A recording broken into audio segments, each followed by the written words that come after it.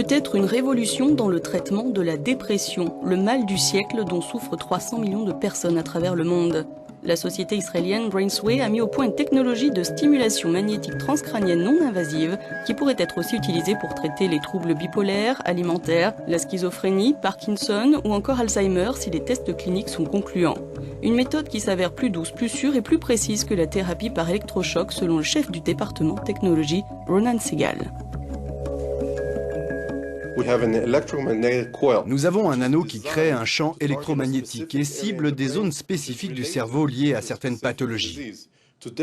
Aujourd'hui, en utilisant l'imagerie médicale, l'IRM, le PET scan, on peut plus précisément cibler des zones spécifiques du cerveau liées à des troubles ou des fonctions spécifiques pour en réguler l'activité électrique.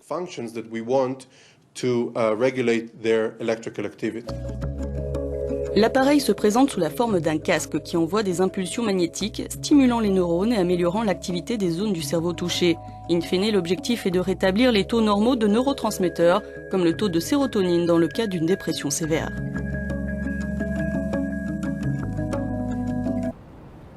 Dans le domaine justement des gens pour qui les médicaments ne marchent pas, cette technique consiste, on va le voir avec quelques images, à stimuler des zones du cerveau qui sont actives dans le domaine de la dépression à l'aide d'une stimulation des aimants qui sont dans cette bobine et qui vont stimuler des neurones qui sont, si j'ose dire, désinhibés lors de la dépression. Donc c'est indolore, il n'y a pas d'anesthésie et surtout on a des résultats. Il y a 3 à 4 000 publications dans le monde. Tous les hôpitaux de grands services de psychiatrie en France s'équipent de cette machine. Le neuronavigateur, c'est quand même un formidable outil de recherche qui permet de repérer de manière très précise et donc de stimuler n'importe quelle région du cerveau. Pour que ce soit utilisable en routine clinique et rapidement, il s'agissait de répliquer un système de neuronavigation avec des outils maison.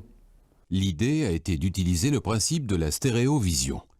Une caméra binoculaire suit des marqueurs noirs et blancs qui vont permettre de reconstituer en 3D et en temps réel la position de la tête du patient. On va ensuite procéder à un recalage avec son IRM grâce à 6 points remarquables. On va utiliser le pointeur pour repérer dans l'ordre les 6 points qui ont été définis sur l'IRM. Donc à savoir le tragus gauche, la face externe de l'œil, le nasion, le bout du nez, la face externe de l'œil droit et le tragus droit.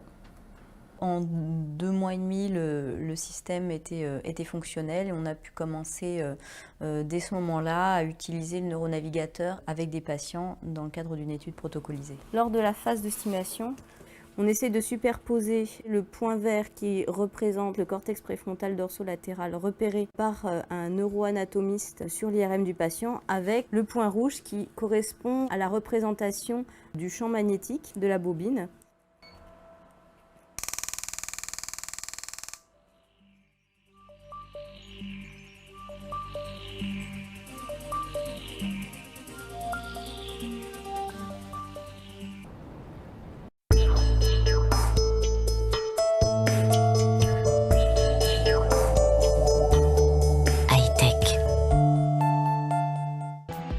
La stimulation magnétique transcrânienne, c'est une technique de stimulation non invasive du cerveau qui se fait à travers le crâne à l'aide d'une bobine de stimulation qu'on vient poser sur la tête à l'endroit qu'on veut stimuler dans le cerveau. Cette bobine envoie des impulsions électromagnétiques très brèves et très intenses dans le cerveau.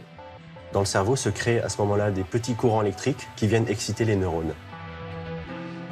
Le patient est rarement immobile pendant les 20-40 minutes que dure le traitement.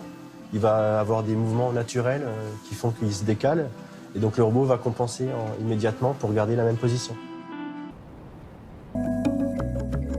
Le résultat de cette technique, la rémission et des taux élevés de réponse, plus que n'importe quel autre traitement disponible aujourd'hui. Donc nous pouvons donner un nouvel espoir et parfois une nouvelle vie à ces patients qui souffrent depuis des années et des années de pathologies dévastatrices comme la dépression sévère.